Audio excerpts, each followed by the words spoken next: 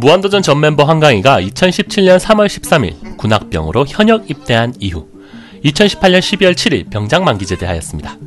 대부분의 연예인들처럼 전역 이후 불안감이 컸지만 무한도전에 포텐이 있었던 덕일까요?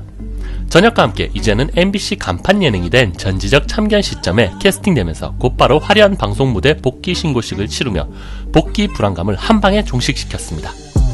하지만 안심도 잠시, 전역과 함께 처음 만난 매니저와 합을 맞춰보기도 전에 매니저가 일진설에 휩싸이며 한강희의 복귀에 빨간불이 켜졌습니다.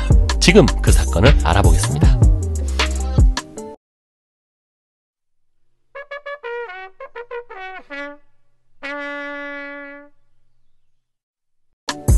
(2018년 12월 7일) 병장 만기 제대한 대한민국의 건장한 남아 한강희의 연예계 복귀에 빨간불이 켜졌습니다.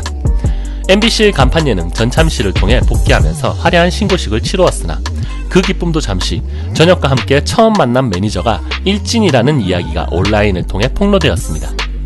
매니저 유시종은 예전부터 광희의 팬이었고 현재 소속사에 들어오면서부터 광희의 매니저를 하고 싶어 했다고 밝혔습니다. 하지만 광희를 좋아하고 열성적이던 이 매니저가 광희의 복귀에 걸림돌이 될지 누가 알았을까요? 매니저 유시종의 일진설에 대한 폭로글을 요약하면 다음과 같습니다.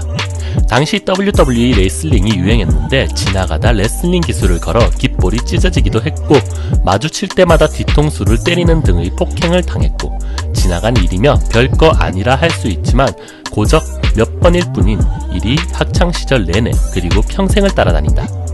유시종 외에 유시종 친구들에게 당한 것도 많다. 발길질로 날 팬 적도 있고 교복을 자기 거와 바꿔 뺏어간 놈도 있었다. 전참시에 출연하는 여타 매니저들은 연예인과 함께 CF도 찍던데 그럴 수 있다는 거 생각하면 피가 거꾸로 솟는다. 해당 내용에 대해 12월 26일 소속사 본부 ENT 관계자는 광희 매니저 유시종에게 확인한 결과 본인은 학창시절 일진이 아니었다고 하며 글을 올린 사람과 연락을 하고 싶으나 개인정보보호법에 의해 연락을 취하기가 쉽지 않다고 합니다.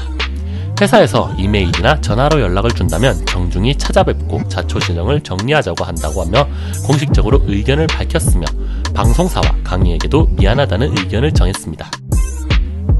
해당 게시글의 게시자는 본인과 광희 매니저 유시종 씨는 의정부 중학교 동창이며 90년생 29살이라고 디테일한 내용까지 밝혔습니다. 유시종 매니저는 당시 일진이었으며 근처 학군을 통틀어서도 가장 잘나가는 일진 중 한 명이라고 언급하였습니다. 광희 매니저의 일진설이 해프닝으로 마무리 지어질지 진실이 밝혀질지 의문이 남는 가운데 소속사 입장 표명 이후 이번엔 또 다른 네티즌이 26일 오후 한 커뮤니티에서 광희 매니저 일진 맞습니다 라는 글을 올렸습니다. 본인은 의정부 중학교 56회 졸업생이라고 소개했으며 소속사의 해명을 보고 화가 나서 추가로 글을 올린다고 하였습니다.